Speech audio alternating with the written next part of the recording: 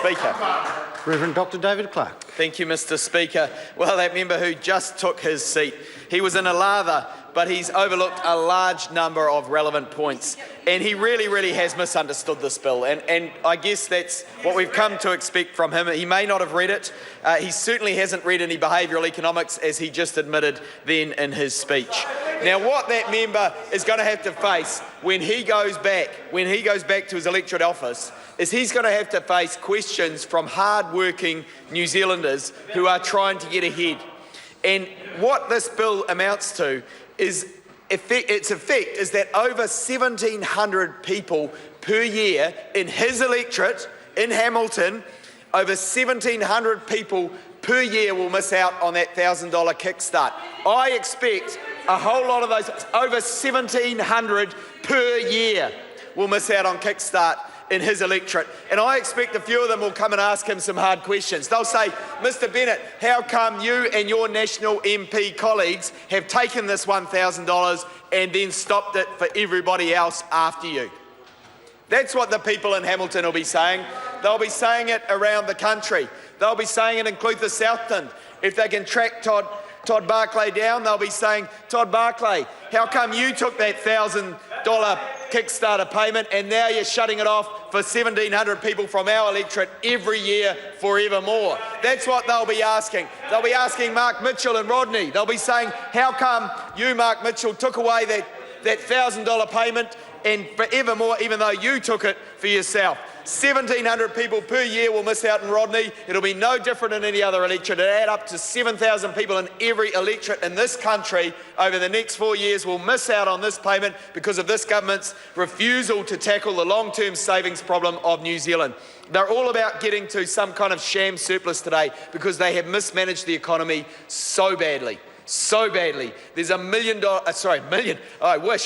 billion black hole that's opened up between last budget and this budget. That is the mismanagement of this government, which is short on vision and has failed to achieve its central election campaign promise.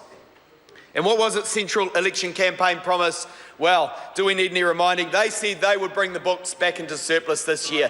They have failed again. For the 7th budget in a row, the national government have failed to achieve a surplus despite making it their central campaign promise. This is a government that is failing on its promises and is losing the trust of New Zealanders. New Zealanders have been promised a wage rise as well.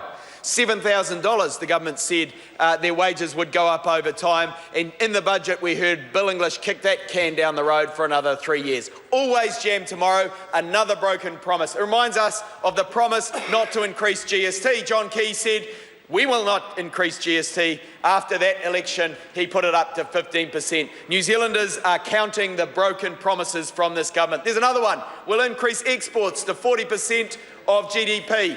Well, they're down below 30% now and dropping, and projected to drop further next year. They are not getting this economy back on the right foot. They are mismanaging the economy, and they're taking from the pockets of children to pay for their economic mistakes today. They are robbing the future of children to pay for their economic mistakes today. This is a government out of ideas. They're out of touch. They might as well resign actually and give us an election sooner because they have no new ideas. They are failing to deliver on their promises.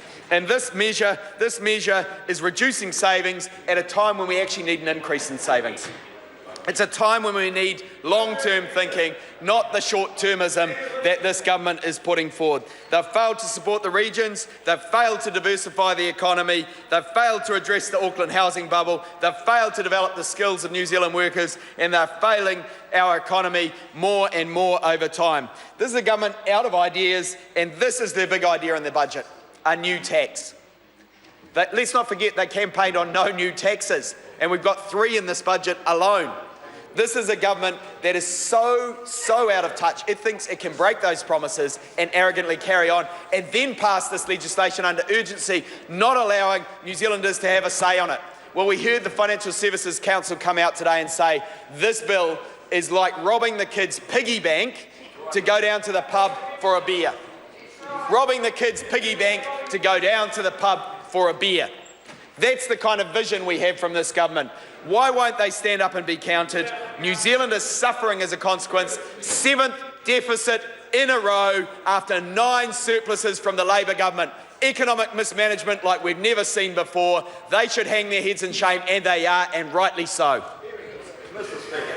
I call Chris Bishop.